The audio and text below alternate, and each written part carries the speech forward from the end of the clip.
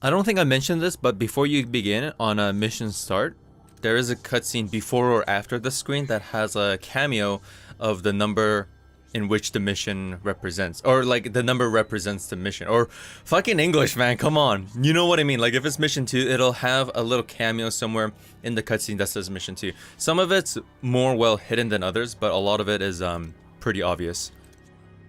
It's pretty creative. I don't think they did that in Devil May Cry 4. Sorry, I'm trying to figure out which one to use, because like I'm just trying to not die. Quicksilver is actually really fun.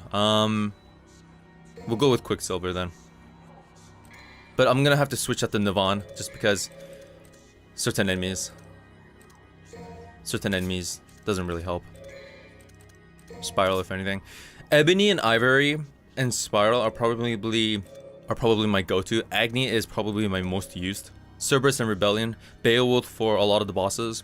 The chest piece enemies are probably the most entertaining to use Beowulf dive kick, jump cancel practice on.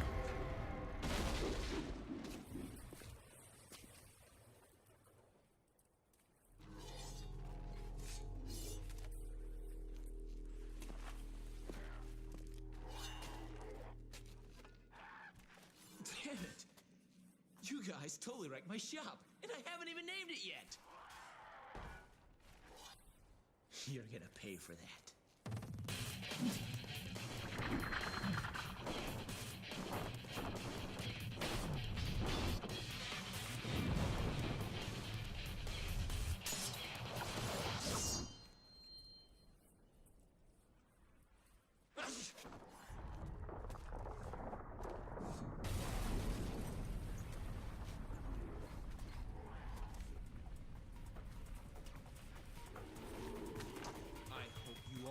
To cover all this.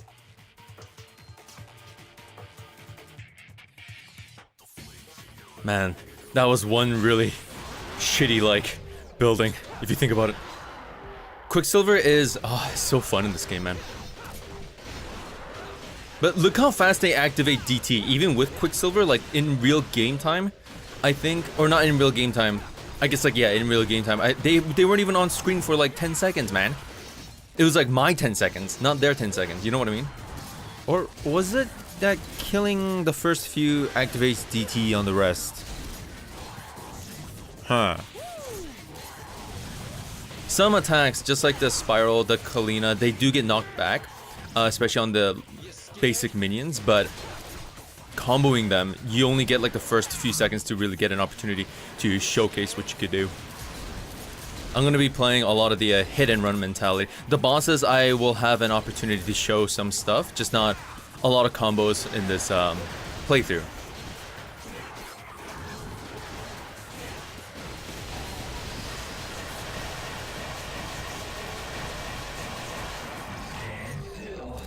Oh my god, the back of that scythe almost hit me. Oh, I mean like once you have like SSS, you really don't want to like get hit. The Spiral, I am canceling the recovery animation with the pistol and firing back another one. If you just keep spamming square with the sniper, the Spiral, or the railgun, it is much slower. Much slower.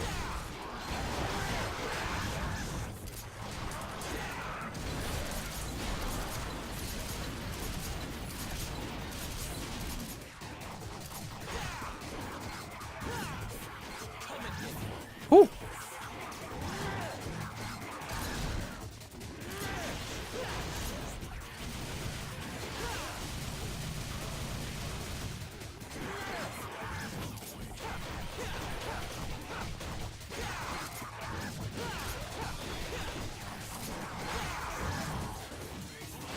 And it's been a while since I've actually played DMD, where even these basic minions whom you can combo normally just don't get comboed, right? So it's gonna take some time to get used to go for something that's not really slow. Like Cerberus's forward attack while you're locked on, this attack is just so cool, the windmill, but as you can see, I'm missing. It doesn't have a good track.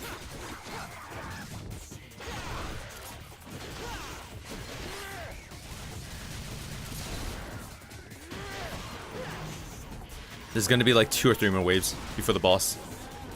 The boss is more like a mini boss too, but yeah.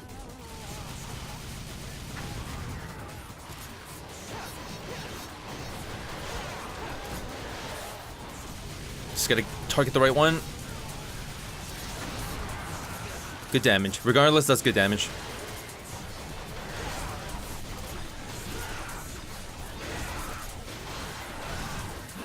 I think I got hit there. Yeah, I did.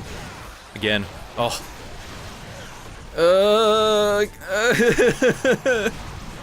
Maybe I should have just done a very hard playthrough, man. Like, I want to show combos and shit. It's just not gonna happen.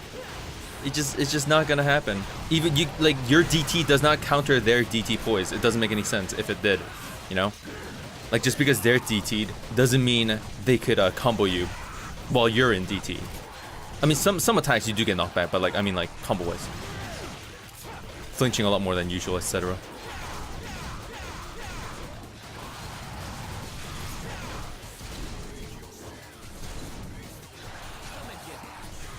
These, the white hell spawn dudes, they attack after teleporting a few times, but you know when they go for an attack if they do like a roar. That one right there on the left is gonna go for attack. The one on the right is gonna go for attack, yeah.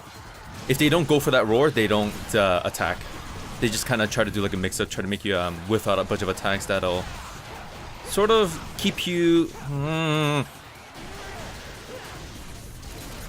These guys have a fuck ton of HP. The technique that I don't think I used in Mission 1. There's a technique in this game where if you hold the double trigger button, you do charge your double trigger for like a big burst attack, which I will try to show in a second. It does really good damage and it's definitely one you want to use for optimization.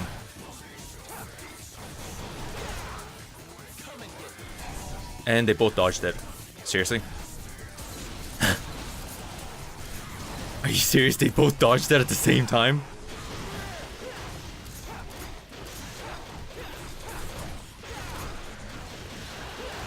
The other one's gonna go for attack. Yeah, saw it. Nice jump cancel.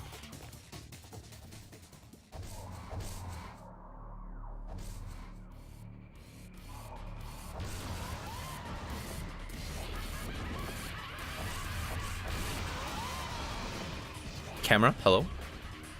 As you can see on my double trigger bar, I am charging, right? Longer you hold it, the longer you charge.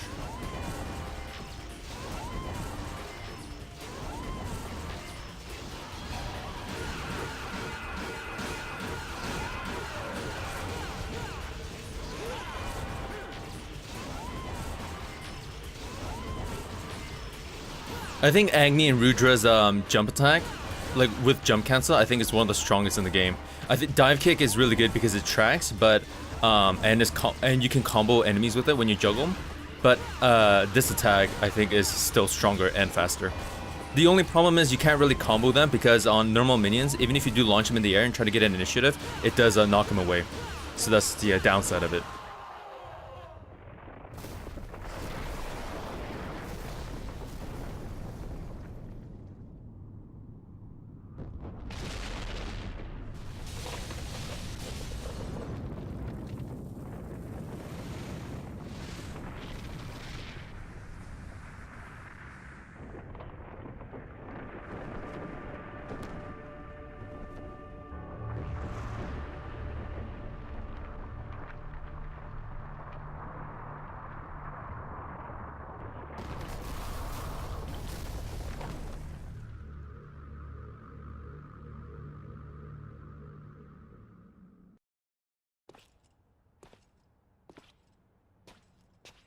It's been nearly a year since we last met.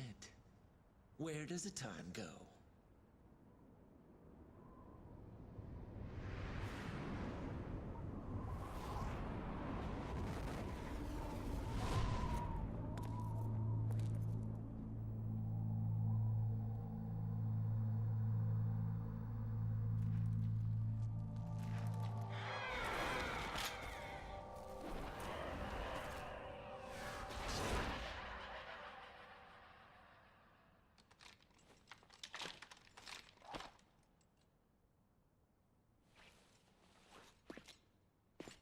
No doubt you've got some fun planned for me. Right, Virgil?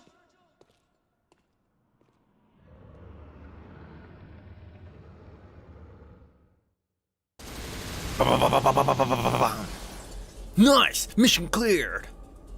So one thing I find really funny in this game is that Dante, in 90% of his cutscenes, has a really bad case of his hair, like bangs, covering his eyes. It's like the scene that we just had is a really good example of how much it covers his face, and you can't really see the eye expressions. But Virgil's introduction, you know, the tower fucking rises from the middle of nowhere, and then you have this waist shot of this dude in like some little trench coat cape kind of thing, with like a katana in both hands. Like, that's just so fucking cool, man. And then you see him and it's like, wait, that kind of looks like Dante, but then his hair, like, what the fuck? And you're like, oh, they're twins and shit. Like, oh, that's so cool. Oh man, let's go.